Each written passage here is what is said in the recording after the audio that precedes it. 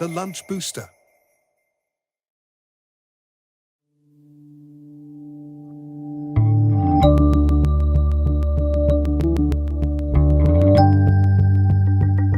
Hi friends, Pastor Doug Batchelor. We want to welcome you to our Friday evening Bible question of the week, where now we're going to consider the big question, was the Apostle Peter the first pope? And are all of the subsequent popes now following in the succession of Peter? Did Jesus give Peter the keys to the kingdom? This, of course, is a foundational teaching in the Roman Catholic Church. And the big question is it biblical? Now, just in case you're wondering, here's what the official teaching is in the church. The Bishop of Rome has a right to the primacy above the universal church since he is the successor of St. Peter, who received such prerogatives from Jesus Christ. And they go on to teach that if anyone shall say that the Roman pontiff is not the successor of the blessed Peter in his primacy, let him be anathema, that is to be declared a heretic. That's from the First Vatican Council that you have in 1870. You see, to millions of Catholics around the world, this is a binding teaching. However, the question needs to be asked, is it a biblical teaching? And I remember I had an uncle, and wasn't very religious most of his life, sort of surprised everybody when near the end of his life he said he wanted to be confirmed and baptized as a Catholic. And I thought, oh, uncle, I would love to have studied with you. Let's study the Bible together. He said, no, Doug, I can't study your religion. Only the Catholic Church can trace its heritage back unbroken to the Apostle Peter. He had been taught this doctrine, and he thought all these other churches popped up through history, but the only church that has unbroken succession back to the beginning is the Catholic Church. Is that true? Well, a lot of this misunderstanding is based upon a passage that you find in the book of Matthew chapter 16, verse 13. So let's read that together. I'll start with Matthew 16, verse 13. So when Jesus came into the region of Caesarea Philippi, he asked his disciples, saying, who do men say that I, the Son of Man, am? So they said, some say John the Baptist, some Elijah, others Jeremiah or one of the prophets. And so he said to them, but who do you say that I am? Simon Peter answered and said, you are the Christ, the Son of the living God. And Jesus answered and said to him, blessed are you, Simon Bar-Jonah, for flesh and blood has not revealed this to you, but my Father who is in heaven. And also I say to you that you are Peter, and on this rock I will build my church, and the gates of Hades will not prevail against it. And so this is the passage where they're saying, Jesus said right there, you're Peter, and on this rock of Peter, I'm going to build my church. Is that what Christ is saying?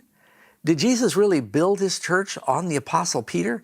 If you ask which of the apostles was the loosest cannon of them all, you'd say, Peter. Which of the apostles opened his mouth and inserted his foot over and over again? Peter. And if you look in the very same passage, just jump down to verse 22, Matthew 16, we're still in the same chapter. And it says here, I'll start with verse 21. From that time, Jesus began to show his disciples he must go to Jerusalem and suffer many things from the elders and the chief priests and the scribes, be killed and rise the third day. Then Peter took him aside and began to rebuke him, saying, far be it from you, Lord, this shall not happen to you. But he, Jesus, turned and said to Peter, get thee behind me, Satan. You are an offense to me, for you are not mindful of the things of God, but the things of men. And so it's mind-boggling to me that the Catholic Church would teach that here in one passage, he's saying, I'm going to build my church on the rock of Peter. You read a few verses and Jesus is calling Peter Satan. No. What was Christ saying? When Peter said, under the inspiration of the Holy Spirit, you are the Christ, the Son of the living God. Jesus is saying, who do you say that I am? Peter said, you are the Christ, you are the Messiah, the Son of the living God. Christ then says, notice the wording. He said, Simon Bar-Jonah, blessed are you, for flesh and blood did not reveal that to you. And now I'm in verse 18. And I say to you that you are Peter. Now the word Peter there is Petros. That's very important, Petros. It means a chip off the old block. It means a rock, a rolling stone, a piece of a rock. So very big distinction here. I say to you that you are Peter, and on this rock I will build my church, and the gates of Hades will not prevail against it. Two very different words are being used. He says, you are Peter, and that word there is Petros. Petros means a chip off the old block. It means a piece of a rock, a rolling stone, a rock that you can throw from one place to another, a rock that can be rolled in the waves. It's a small rock. But then he says, but upon this rock, this Petra, and the Petros is a rock of immense proportions. You're talking there about Half Dome. You're talking about the Prudential Rock. You're talking about the Straits of Gibraltar, the Gates of Hercules, a rock of immense proportions. Jesus said, on this declaration that you've made, Peter, I am going to build my church. Jesus is not building the church on the Apostle Peter. Now, how do we know this? Well, there's several ways we know this. We're going to let the Bible explain it. First of all, Peter did not interpret it that way. If you look in Peter's writings, he said, Christ alone is the rock upon which we build the church. He never said, I am the rock upon which we build the church. And you can just look in 1 Peter chapter 2, verses 4 through 8 to find that. The other apostles were present that day. How did they interpret? They all heard it. How did they interpret that statement? Did they interpret that statement that, okay, from now on we're going to bow down to Peter. He is going to be the rock upon which Jesus builds the church? No. Right up to the very end, you see Matthew 20, verse 20, Matthew 9, verse 33, Luke 22, verses 24 through 26. The disciples were all arguing among themselves which of them was the greatest. If Jesus had said Peter was going to be the greatest, then why would that happen? How did the Apostle Paul view it? Did he think that Peter was to be the new head of the church? No, Paul makes it pretty clear that the church actually had several pillars. He said, well, Peter is a pillar, and James is a pillar, and John is a pillar. And he said Jesus is the cornerstone for the church. And Paul rebukes Peter for his hypocritical behavior when he was hanging out with the Jews in Asia. And so if he thought that Peter is a pillar upon which the church is resting, and if Peter is flawless and he doesn't make a mistake, say the Catholic Church believes because it retains the succession and authority of Peter, that when the Pope speaks ex cathedra, that means on the throne, so to speak, that these are like the words of God, and he can even overrule Scripture. Peter didn't view that, and Paul didn't view it that way. Even most of the early church fathers, and catch this, even Augustine, who the Catholics view as one of the great church fathers, he viewed that word Petra, upon which the church was built, is talking about Christ, not Peter. And so it's only more recently in Catholic history they began to adopt that position. Jesus, he actually said that Peter was unstable. He would not build the church upon him.